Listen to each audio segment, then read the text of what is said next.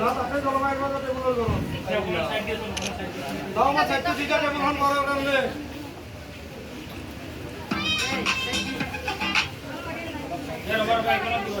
নাও মানে খালি আপনারা আগে ফোন পারিলো করে অন্ধে ফটো করছে